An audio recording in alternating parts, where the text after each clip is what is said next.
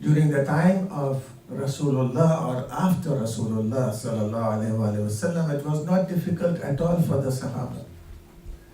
And it was not difficult at all for a stranger.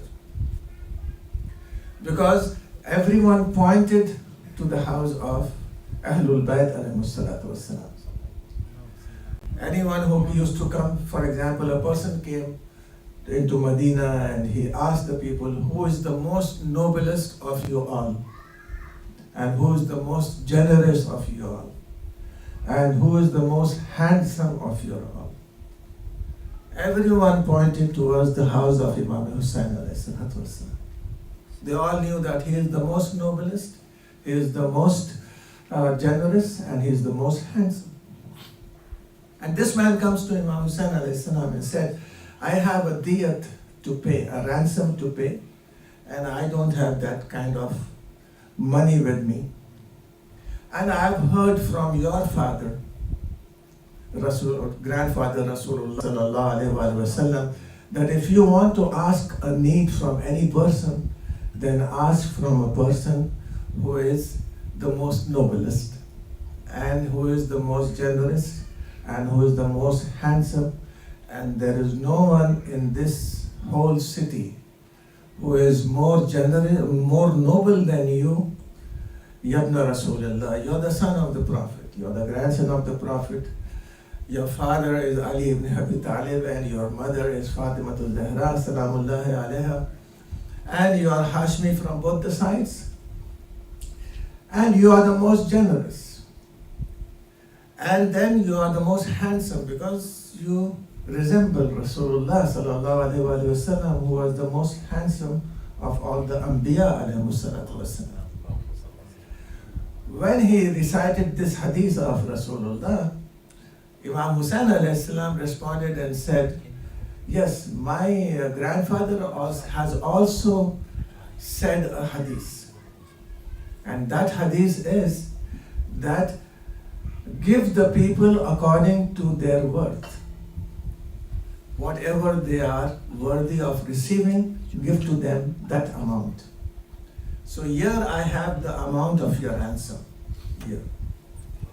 I'm going to see whether you're worthy of it or not. And I'm going to ask you some questions. He said, okay. If I'm able to answer, it's okay. If I'm not able to answer, then I have you to answer then for me.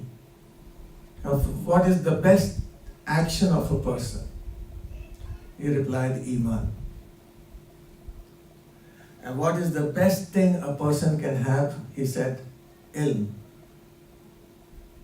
Ma'al hilm.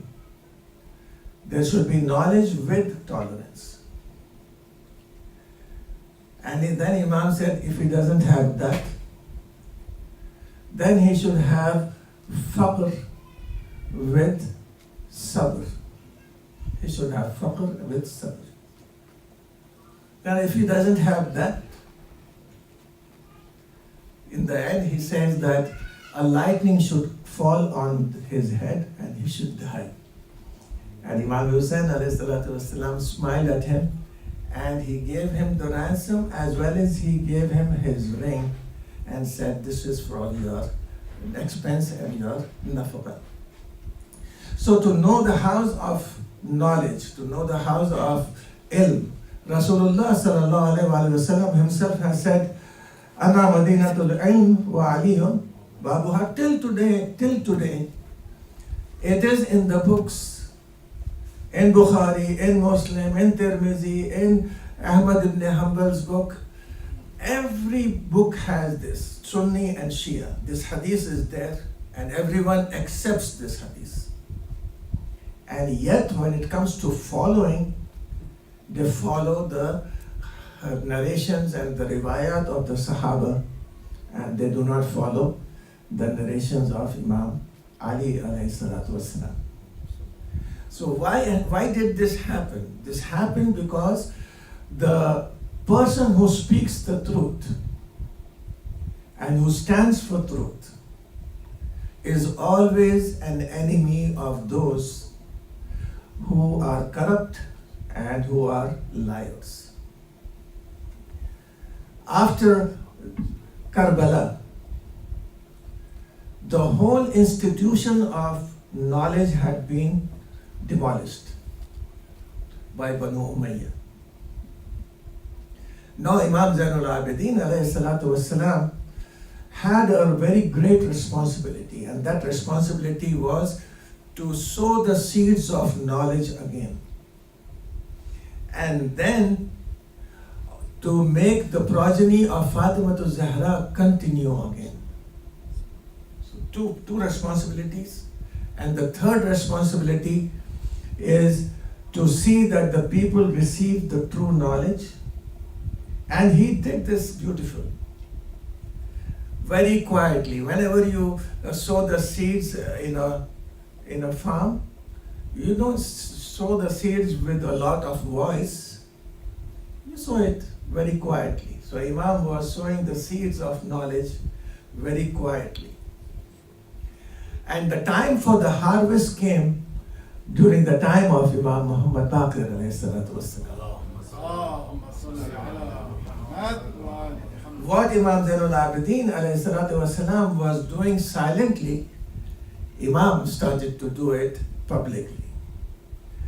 And during this time, there were many ulama or scholars. I don't even call them ulama, I should call them so named as ulama, people named as ulama, like Zuhri, like Abu Hanifa, like these people were bought by the Banu Umayyah.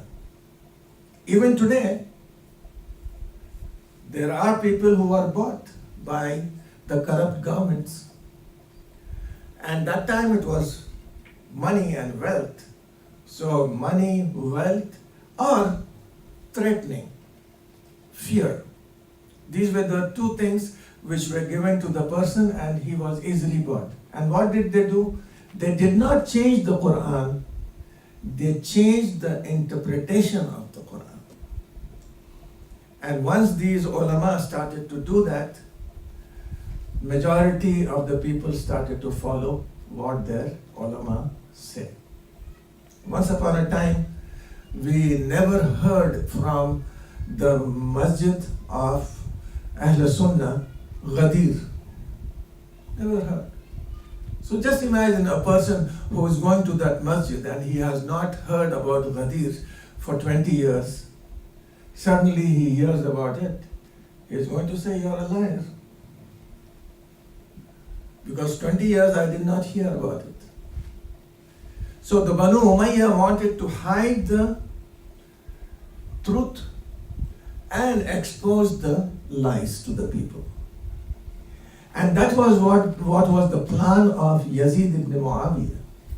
He wanted Hussein out of Medina in a place where he can easily kill Imam Hussein alayhi salam and hide it.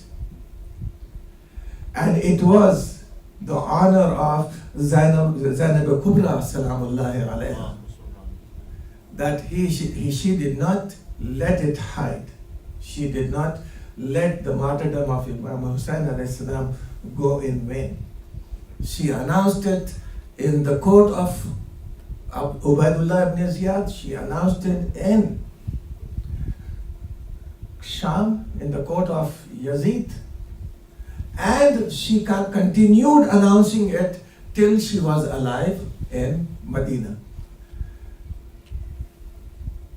Bani, mother of Abul Fadl Abbas, was the best poet, and she used to recite the poetry for Karbala and Imam Hussein alayhi salatu wasalam. She was poisoned by Banu Umayyah.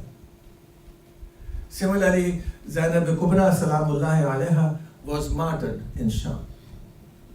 So not only they were doing enmity towards the Ahlul Bayt, those who propaganda took in their hands the propaganda of the innocence of Ahlul Bayt alayhi salatu wassalam, they were being killed. Today it is the same. You will be silenced immediately. And so Banu Umayyah silenced the people but only one voice was very loud, and that was the voice of Imam Muhammad Baqir alayhi salatu wassalam. Even before he became the Imam of the time, he was sent by Imam Zainul Abidin alayhi salatu wassalam to Abdul Malik ibn Marwan. If you Google, you'll see that the first coin, Islamic coin, was started and established by Abdul Malik ibn Marwan. Imam Baqir alayhi salatu wassalam was just 17 years old. And when Abdul Malik called Imam Zainul Abidin alayhi salatu wassalam, Imam sent Imam Muhammad Baqir alayhi salam. So the whole coin was engraved and it was given to Abdul Malik by Imam Baqir alayhi salatu wassalam. Today, the credit goes to Abdul Malik ibn Marwan, but the real history behind it is our Aimma alayhi salatu wassalam.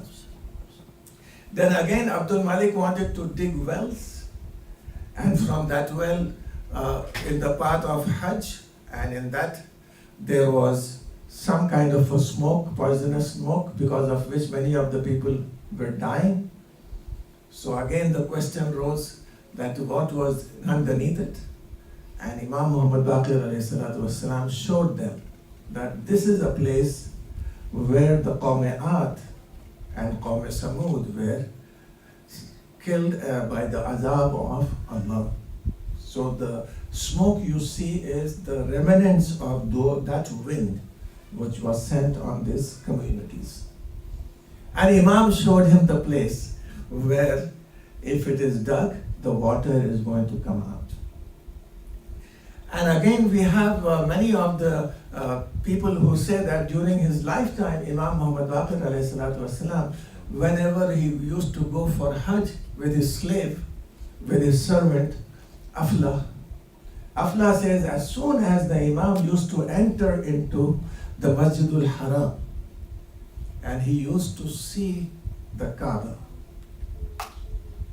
he used to cry. And not just crying, he used to cry aloud. And the people used to turn and look at him. So Aflah said, Yabna Rasulullah, people are looking at you. Lower down your voice. Imam used to reply and tell him that why should I fear the people? It is a connection between me and my Lord. And he has brought me here. So why should I cry? And then Aflah says that when the Imam used to do the tawaf and he used to recite the 2 rakat salat of tawaf, I used to see the place of the sajda of the Imam full of tears. So this is what Imam alayhi salatu wasalam. And on the way to Hajj, Imam alayhi salatu wasalam, many a times people used to tell him that you are the follower of and you are the heir of all the Anbiya alayhi salatu wasalam. So you might have the mu'jiza of Musa alayhi salatu wasalam. So Imam alayhi salatu wasalam used to hit his asa on the stone and the stream used to come out and the people used to drink it.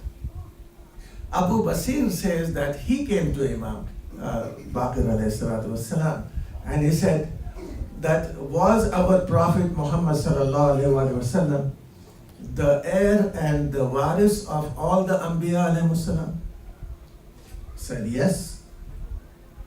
Did he have all the mu'jizat and miracles of the Anbiya? Said yes. Are you the waris of Rasulullah sallallahu alayhi wa sallam? Said yes, I am the waris of Rasulullah. Said, do you have the miracles of all the Anbiya alayhi salam? Just like Rasulullah had. For example, giving sight to the blind, curing the lepers, and telling the people as to what is hidden in their houses and what they ate. Said, yes, I know about it all. And come near me, Abu Basir. So Imam called Abu Basir close to him and he wiped his hand over the eyes of Abu Basir. Abu Basir was born blind. He did not become blind later. He was born blind. That means his eyes were closed and shut. And Imam gave him sight. And Abu Basir says that I could see. Twice Imam gave him sight. First time he gave him sight and he asked him, what do you see? He said, I see all the houses, I see the sun, I see the day, and I see everything which you see, Ibn Rasulullah. Then Imam said, if you want to stay like this, you can stay like this with your sight, but you will be judged on the day of judgment like the other people of sight are being judged. But if you want to become blind again, then I give you the guarantee of Jannah. So he said, oh no, I do not want to be having this sight. Give me that blindness with which I can get the Jannah. Then the second time he came to Imam alayhi salatu wasalam, Imam alayhi salatu wasalam wiped his hand and showed him the kawwa. Kawwa, you don't have over here. In old days, in homes, they used to have a small hole near the roof from which light used to come and smoke used to go out. That is known as kawwa, a small opening and a small window. So Imam showed him that. And Imam said, many a times we get the malaika come in through those openings. And then he asked him a question, do you know about Laylatul Qadr, when it is? Imam now responded and said, why don't I know about Laylatul Qadr? I always have the malaika doing a tawaf of us and our house. So we immediately know that تنزل الملائكة والروح فيها بإذن ربهم من كل أمر. Say Allah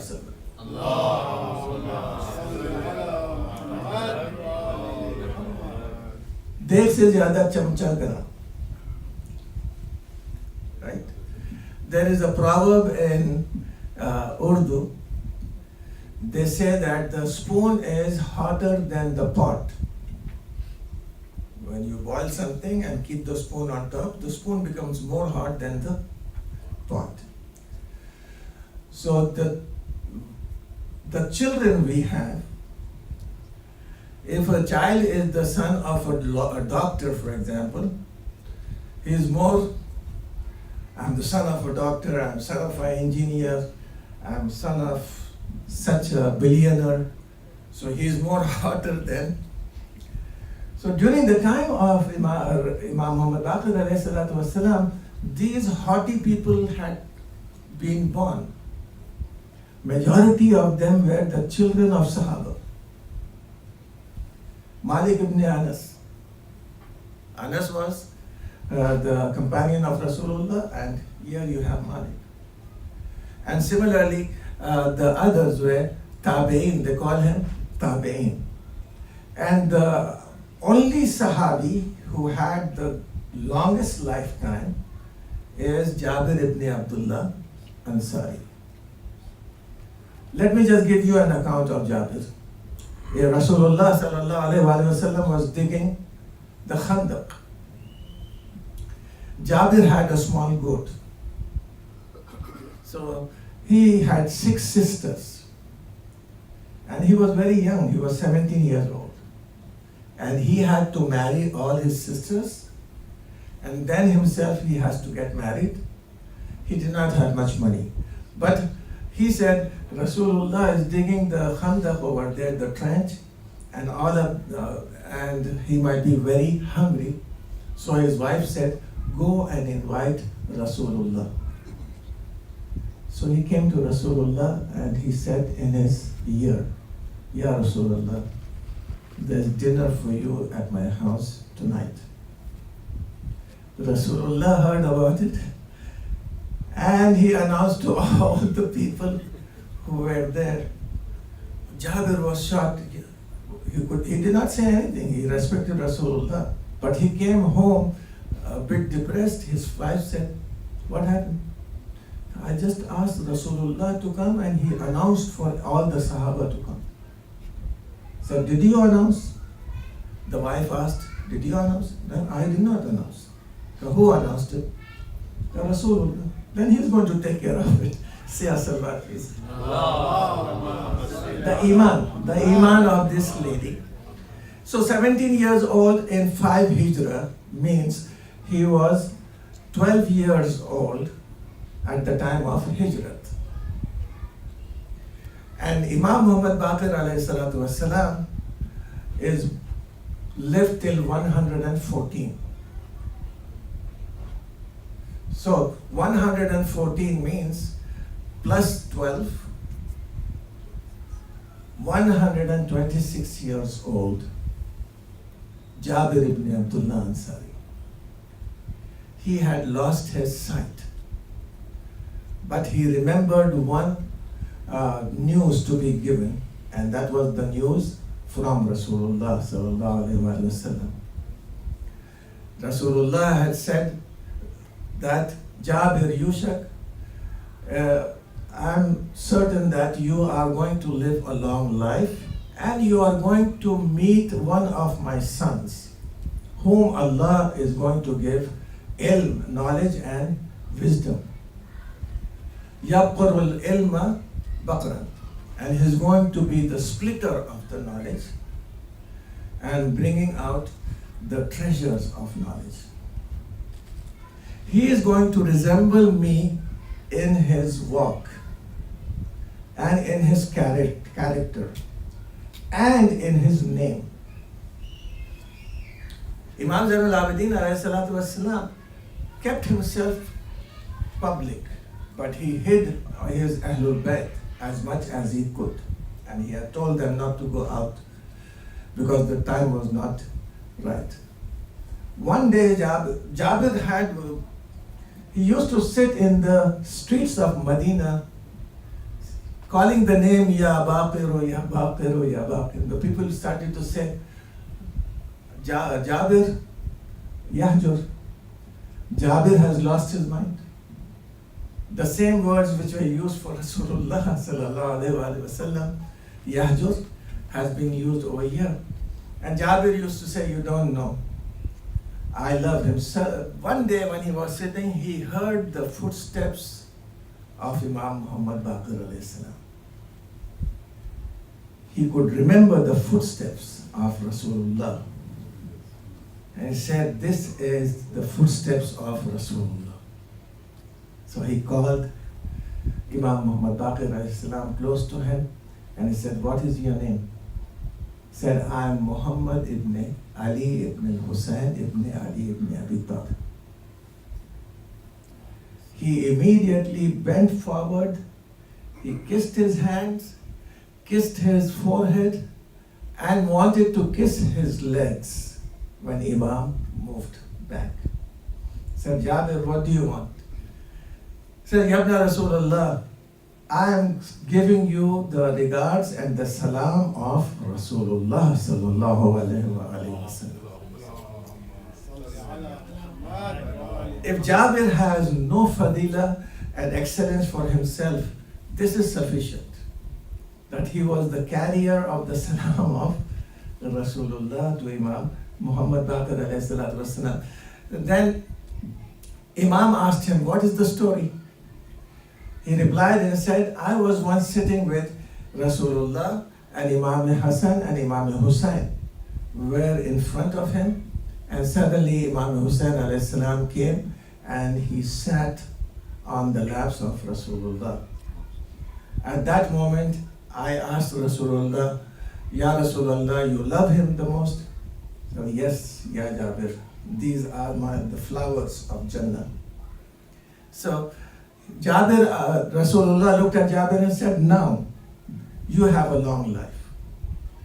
And this son of mine is going to have a son by the name of Ali, and his son Muhammad is going to be the one who is going to split open the knowledge, and you are going to see him, O Jabir. And when you see him, tell him my salam, and after that you are not going to live more.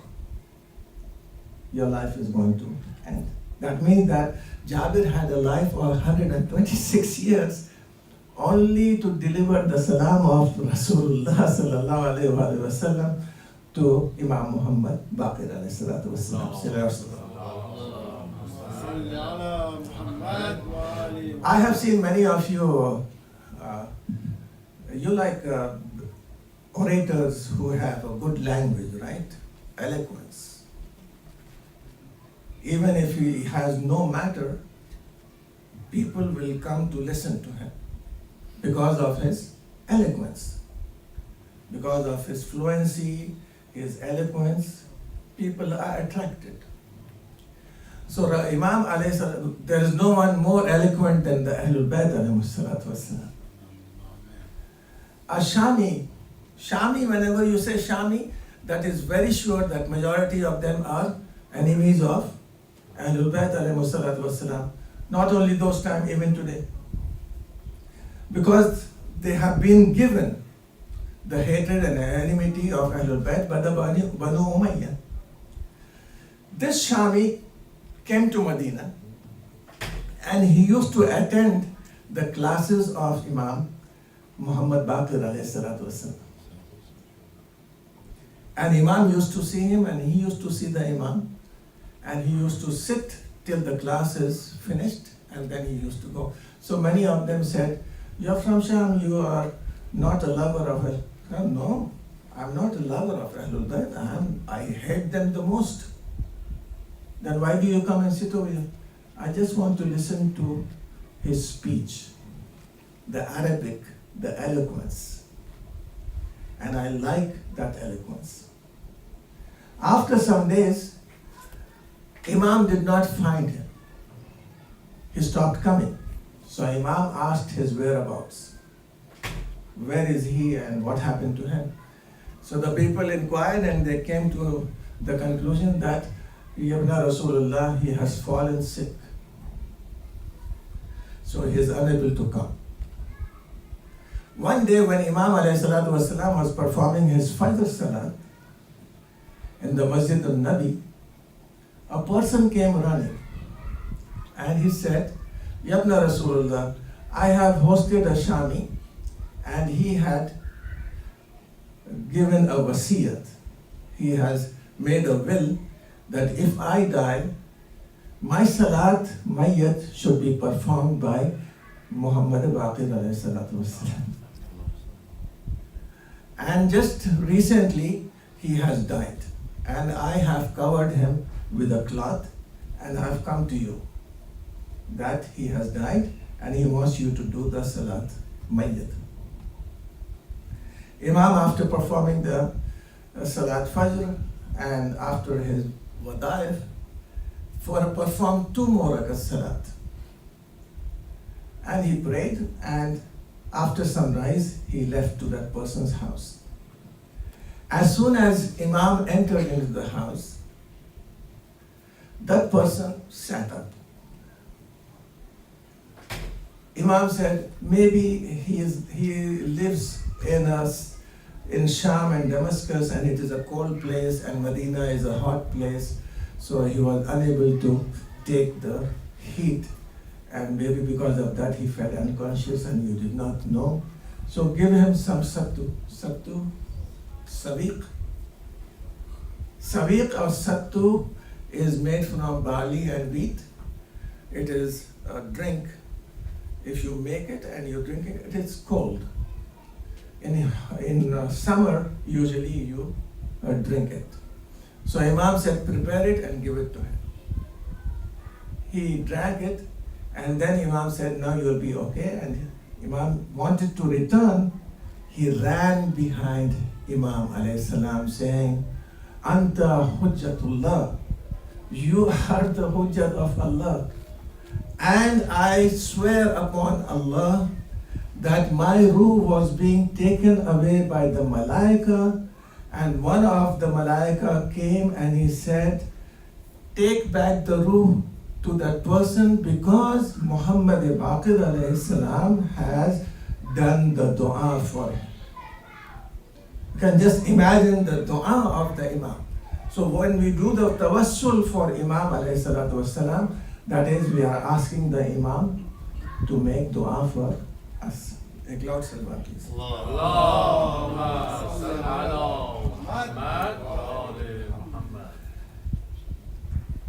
सबसे बड़ा दुश्मन जो इमाम अलैहिस्सलाम, should I continue in English or Urdu?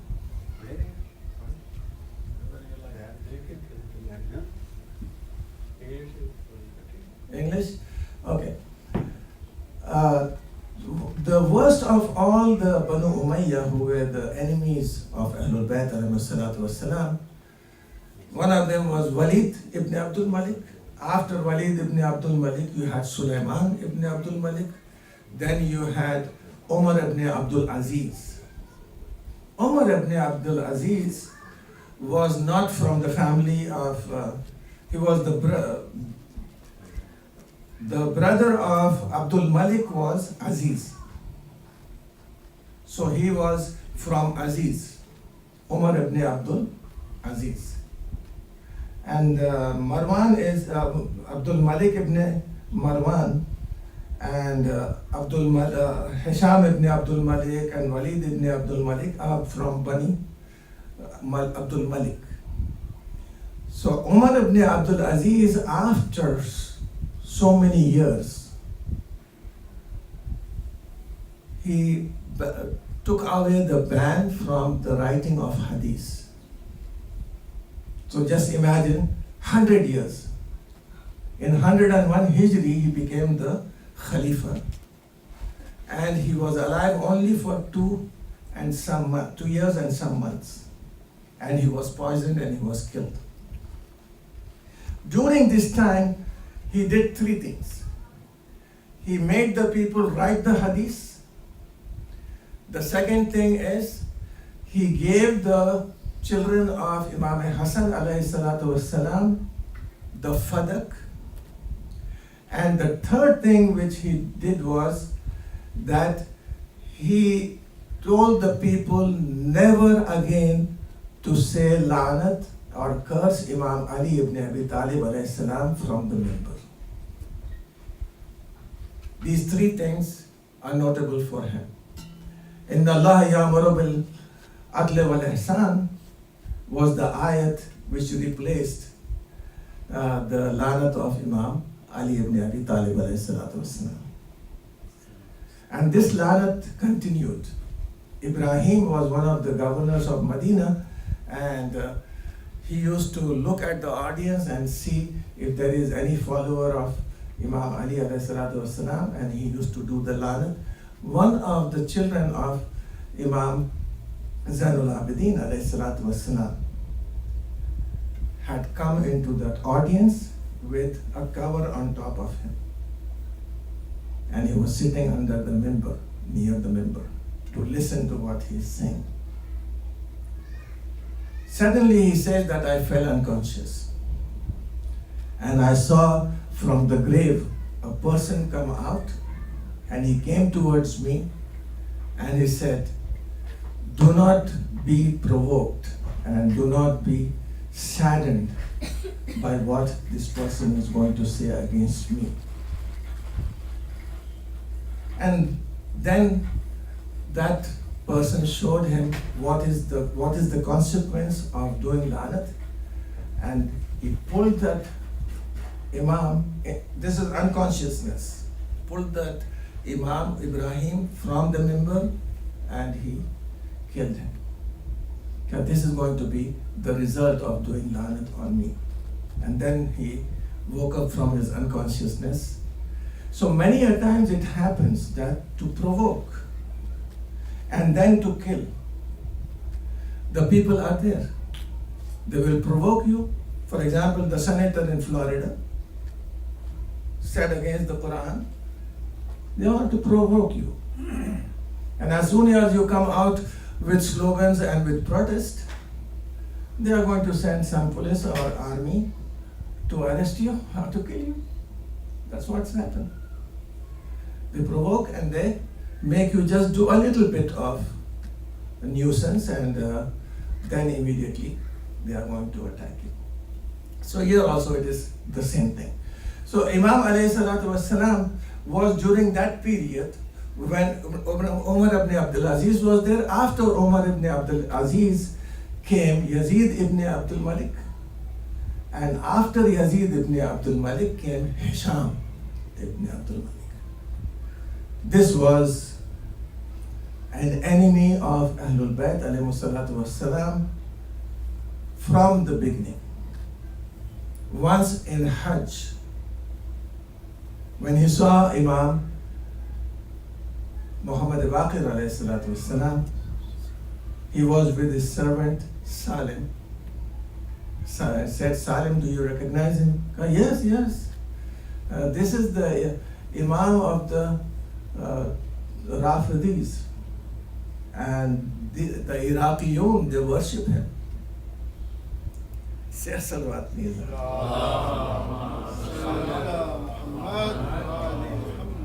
Why did Imam Ali ibn Abi Talib alayhi salam move the capital of Islamic countries, Islamic nation, from Medina to Kufa?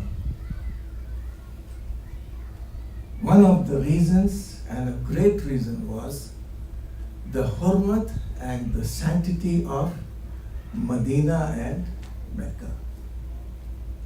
Imam knew that if Medina would be the capital, then it is going to host many of the ambassadors of foreign countries who are kafir.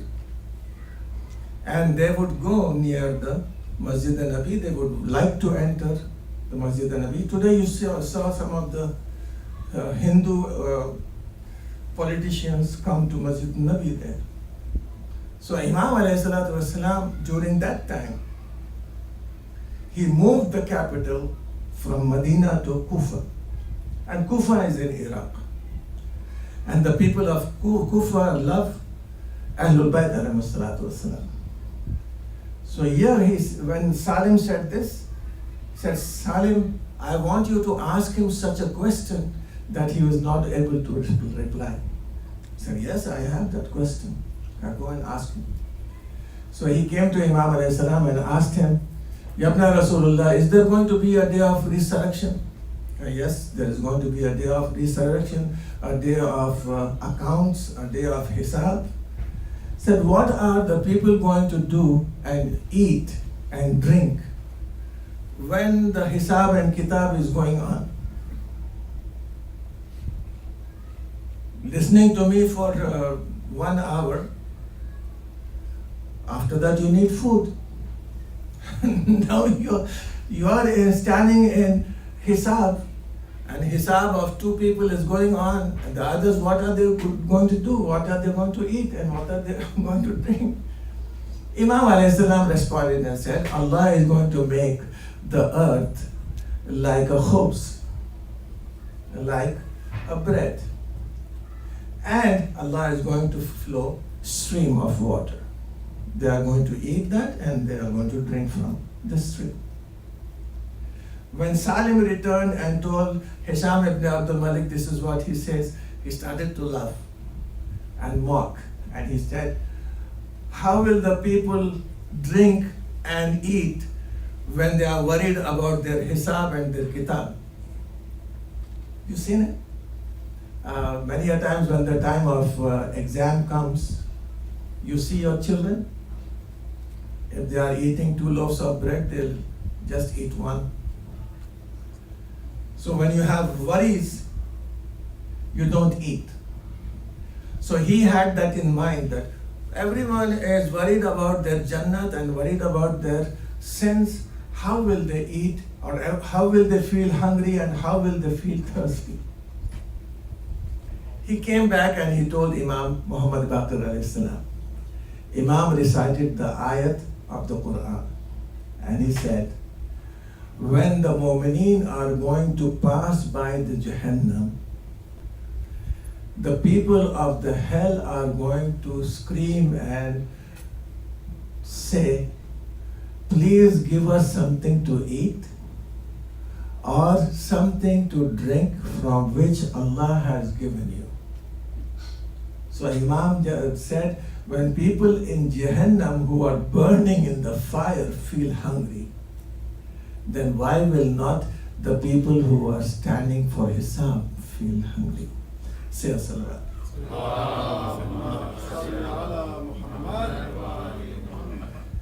Say Miladi salawat.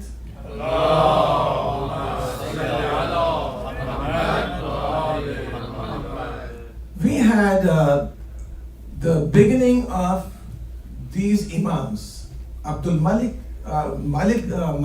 ibn Anas and Abu Hanifa. Both of them started during this time. And one of the brothers of Imam alayhi salatu wasalam, who is famous till today and who has to be famous, is Zayd ibn Ali al-Shahid. Many people think that Zayd went against the Imam. No. Zayd, whenever people asked Imam Muhammad Baqir alayhi salam about Zayd, he used to say Haliful Quran. Haliful Quran means a sworn friend of the Quran. Wherever he used to be with the Quran. And he fought the enemy, that is Hisham, because Hisham has said words against Imam Muhammad Baqir alayhi salam. When he went to it, he said, "How's your brother Baqara?" Ma'azallah na'uzubillah. So Zayd said, "You're calling him a Baqara?" You know the name Baqir had been given to him by Rasulullah sallallahu alaihi wasallam. Said, "You want to be the Khalifa?" Said, "No, I do not want to be the Khalifa. And you are also not the one to be the Khalifa. The one who has to be the Khalifa is in Medina. He is the heir of Rasulullah sallallahu alaihi wasallam." These words made Hisham blind, and he said, "Send him out." And when he was going out, he said, "I will see you in the battle." He said these words and went. And there in Kufa, he brought the followers of Ahlul Bayt together. But unfortunately, the same thing happened. Many of them were threatened with, and some of them were given wealth. In the end, it was only Zayd who was left alone to face the enemy. And the grandson of Hussein alayhi salatu wasalam and the grandson of Ali ibn Abi Talib alayhi salatu wasalam stood ground. And he was not only killed, he was hanged, his body was hanged. But you come to a conclusion when the report of the martyrdom of of Zayd reached Imam Jafar Sadiq alayhi salatu wassalam. Imam alayhi salatu wassalam was sorrowful. Not only he was sorrowful, he sent 1,000 dinars to the families of Zayd al-Shahid. So Zayd al-Shahid is not only the son of Imam Zainul Abidin alayhi salam, but he is also the narrator of the Sahifa Sajjadiyya. During the time, Imam alayhi salatu wasalam said that we are not only imams of yours, but we see what you do. We have the knowledge of what you are doing. A person by the name of Abu Sabah Kanani came to visit the Imam. And one of the slave maids of the Imam opened the door. He looked at her with a bad intention and he touched her breast. He went in and Imam told him, "What were you doing outside?" He put his head down Yabna Rasulullah, I came to masjid. He was just twisting the fact. Imam said, if you think that a wall can hide our sight from reaching you, then you have not believed in our imamat. So Imam sees, especially Imam sees us in our houses, Imam sees us everywhere. Will the Imam not see us when you are sitting in IJ? Imam sees us. What we are doing, what we are saying, how we are treating the others. So one of the hadiths of Imam Muhammad Baqir alayhi salatu wasalam says that, do you have a brother in Islam for yourself? Said, yes, Ya Rasul, all of us are brothers. Said, can you take the wallet from anyone's pocket and use it as you wish? Said, no. Said, then you are not the brother. Do you allow me to take your wallet? Even after permission, you are not going to allow. And Imam said, just go to any brother, take out from his pocket money, spend as you want. He's not going to ask you. That is the brother in Islam. That is the true brother. Then Imam alayhi salatu wasalam says that the ego a person has, takabbur and ego, as much as he has, so much his aql and his intelligence is going to decrease. So if he has an ego of 50%, his intelligence is going to decrease, aql is going to decrease 50%. Now don't talk to me about the 100%. If he has 100% ego, then he will be given permission into White House. So here, just imagine 100% ego, and you have no aql at all. So Imam alayhi salatu wasalam says, ego is something which is going to hurt the aql. Then Imam alayhi salam says, anger makes the wisest person do mistakes. Why? Because at that moment, he doesn't use his intellect. Imam alayhi salatu wasalam, again, during the time of Hisham ibn Abdul Malik, was invited by Hisham ibn Abdul Malik to his capital. Remember, when Imam is going to the capital, he is not traveling 1 or 2 days. He is traveling from Medina on a camel or a horseback. So it takes days. And then he reaches the palace of Hisham, and in that palace there was a contest going on of shooting. Rasulullah sallallahu alaihi wasallam says, teach your children how to shoot an arrow. How to shoot an arrow. Why did Rasulullah say that? How many of the children shoot an arrow? I'm not talking about guns over here. Talking about arrow. How many of you shoot arrows? No one. How does it help you? It helps you to focus on a particular target.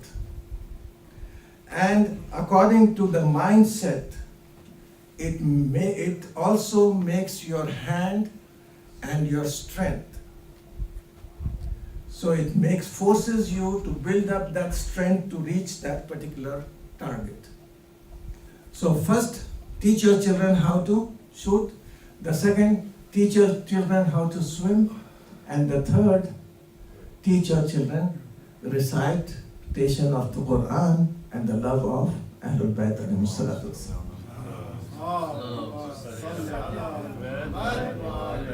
When Imam reached the palace, Hisham said, come here, Yabna Rasulullah, come and sit over here. And then in between he said, why don't you also take part in that contest of shooting? Imam said, no, I don't want it. At that time, Imam is nearly 55 years old. and Imam Sadiq alayhi salam is with him. When Imam said no, he said, in the end, the people of power, when they see someone is not obeying you or listening to you, then they start threatening you. So the same threat came to Imam Muhammad Baqir alayhi salam.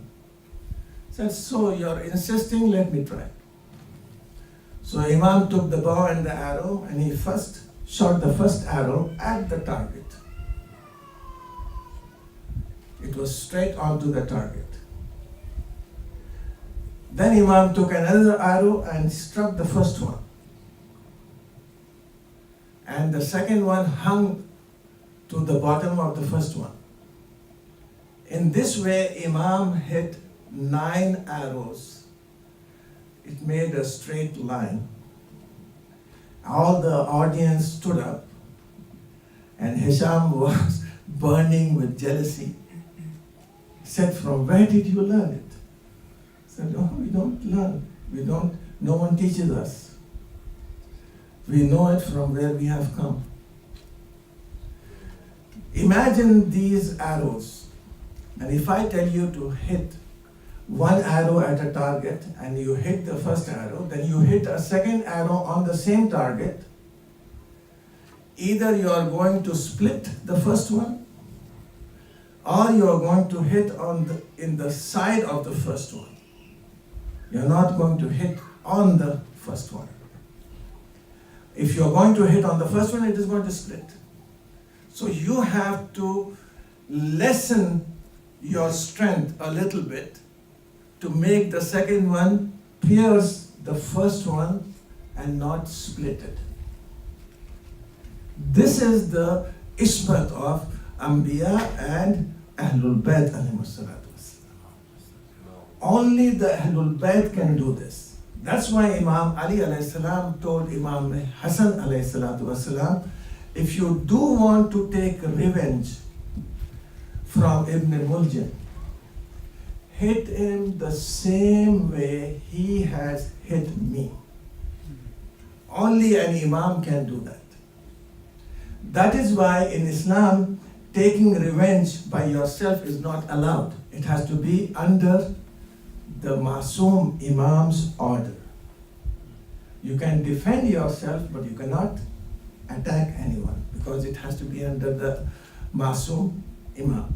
So Imam Muhammad Baqir alayhi salam, when he performed it, and Hisham saw that the people are congratulating him and going towards the Imam, he told him that you are allowed to go back to Medina.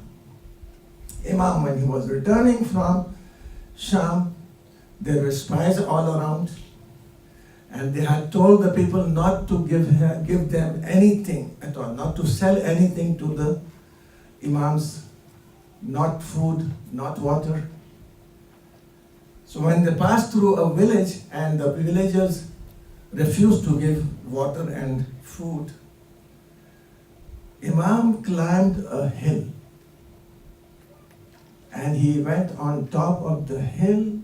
An old man in the village started to run towards the people and say, give him what he wants to buy, otherwise your situation will be the same as was the situation of the nation of Shu'aib.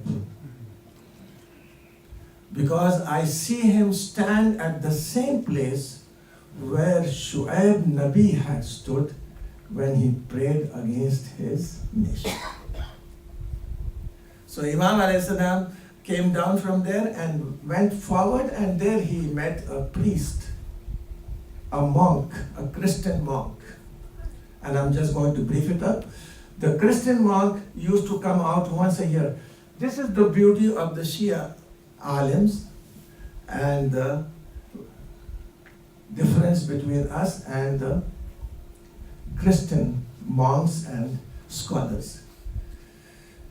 Can you meet me at 12 o'clock in the night? Come to my house? Not, I'll be there. I'll open it for you. You can see me every day. But can you see the bishop or the pope? No. You cannot see them every time. So he used to come out every year, once a time. He was more than 100 years old, and he was so old that his eyelids were fallen on his eyes, and it was difficult for him to open his eyes. So they had to lift up his eyebrows and tie a cloth for him to see. So when he saw the crowd in front of him, his sight went towards Imam Muhammad Baqir alayhi salam. And he asked him immediately, are you from this ummah, or are you from the ummah marhuma, or you a Muslim? Imam replied, I'm a Muslim. What does it teach you? So many people, all of them Christian, and you are the one who is standing up, and you are asked, are you a Muslim? Are you from this nation, or are you from the Ummah Marhuma? Imam replied with pride, I am a Muslim. You are from the ignorant ones or from the knowledgeable ones? Imam replied, I am not ignorant. So do you want me to ask you a question, or you want to ask a question? Imam replied, you can ask me a question. So he asked the first question. He said, what is the example of the fruits and the food of heaven that when you eat them, you don't need to excrete them? Imam replied and said, that example is the child in the womb of the mother. He eats, he drinks, but he doesn't excrete. The second question was, you say in the Quran that whatever you eat in the Jannat and drink, there will not be any deficiency at all. What is an example in this world? Imam replied and said, it is like the candle. If you take one candle and you light up 100 candles, you will not see the candle light of the first one diminish. Similar is the food of the heaven. Then the third question he asked was, who are the two brothers that who were born on the same day and died on the same day? Both of them died on the same day. But one of them was 100 years old and the other was 150 years old. Imam immediately replied, it was Uzair and Aziz, or Uzair and Azra. They were twins born on the same day. But Azra went out on a journey, and on his way he saw a city, a village full of bones, and he asked Allah, how will you bring them back to life? So Allah gave him death for 100 years. And the donkey which he had with him also died. And also the food which was with him was still there. After 100 years, when he was awoken, Allah asked him, how many days did you sleep? He said, not days, maybe a fraction of a day I slept. Allah replied, no, you have slept for 100 years. See whether you can find your donkey. He said, I don't see my donkey. And now you see how we are going to bring the dead to life. So from the sand came out the skeleton of the donkey, and then it was wrapped up with the flesh and then the skin. And the donkey was alive, standing in front of him. And then the ayat of the Quran says, open your vessel and see your food. Lam yatasanna. That had not rotten at all. It was as it was 100 years later. So after 100 years, he returns back to his own home. His family doesn't recognize him. They say that, who are you? I am your brother. He said, no, my brother was as old as me. So he explained the whole story and he said, this is how I'm still young and you are. So I could just tell you that when you die, you don't become old anymore. You die and you are going to be the same. So when the people started to hear about the whole story of the childhood, then Aziz said, you are Azra and you are my brother. But after 50 years, they just died together. So one was 50, the other was. We come to a conclusion that being next to the Prophet did not help the donkey at all. The donkey just vanished. So being buried next to a Prophet, or Rasulullah sallallahu alaihi wasallam, is not going to help anyone. A donkey did not become a human being. He stayed a donkey even though he was buried next to the Prophet sallallahu alaihi wasallam.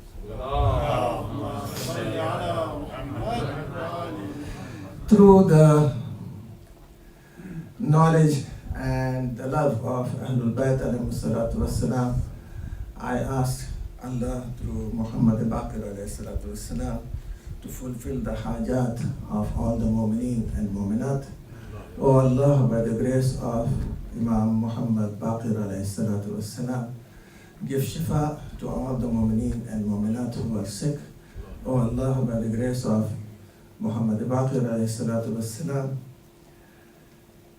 give sustenance to all the mu'mineen and mu'minat. O Allah, by the grace of Ahlul Bayt and Muhammad Baqir alayhi salatu wassalam, forgive the sins of our marhumin and give them an elevated position in the neighborhood of Aimma alayhi salatu wassalam. O Allah, by the grace of Ahlul Bayt alayhi salatu wassalam, inspire us and give us the means to do the Hajj of Baytullah and the Ziyarat of Ma'sumin. O Allah, by the grace of Ahlul Bayt alayhi salatu wassalam, hasten the zuhur of Imam Asr ajalallah farajahu sharif and make us one of his companions.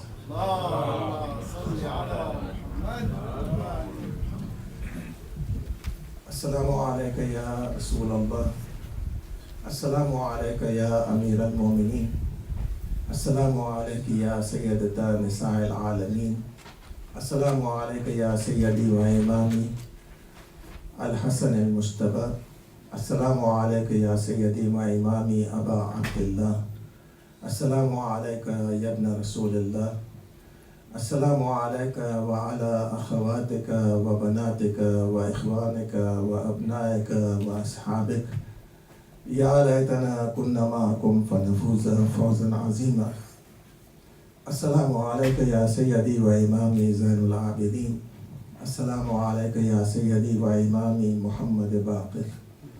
Assalamu alayka ya Sayyidi wa Imami Ja'farun al-Sadiq. Assalamu alayka ya Sayyidi wa Imami Musa al-Kazim. Assalamu alayka ya Sayyidi wa Imami Ali al-Rida. Assalamu alayka ya Sayyidi wa Imami Muhammadun al-Jawad. Assalamu alayka ya Sayyidi wa Imami Ali al-Naqi. Assalamu alayka ya Sayyidi wa Imami al-Hasan al-Askari. Assalamu alayka ya Mawla ya Sahib al-Asr wa zaman. Assalamu alayka ya Khalifat al-Rahman. Assalamu alayka ya Imam al-Insir al-Jan. Al-Aman, Al-Aman, Al-Aman. عجل الله تعالى فرجك وسهل الله مخرجك وظهورك. السلام عليكم ورحمة الله وبركاته. اللهم صل على محمد وآل محمد. Recite the Fatiha for your marhumin, marhumin of the sponsor, marhumin of IJ, marhumin all around the world. Bismillahirrahmanirrahim.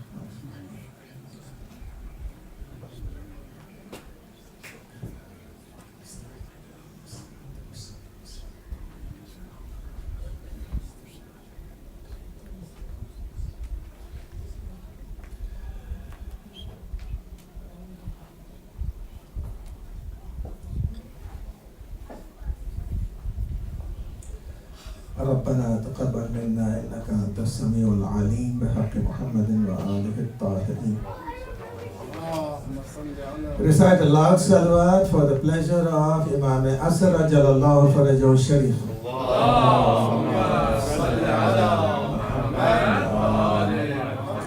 Recite a loud salawat for the pleasure of Fatima Zahra Salamullahi alayha.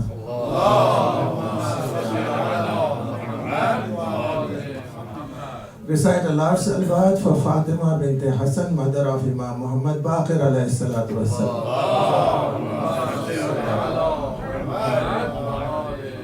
Recite a loud salawat for the ijabat dua and for the qubuliyat of hajat.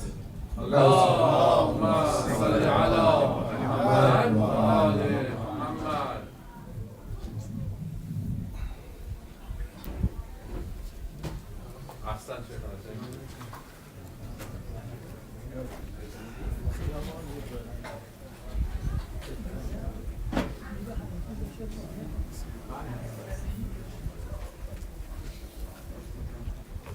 Short देख रहे हैं, कितने short programme, 1 घंटा पड़ा है मैंने।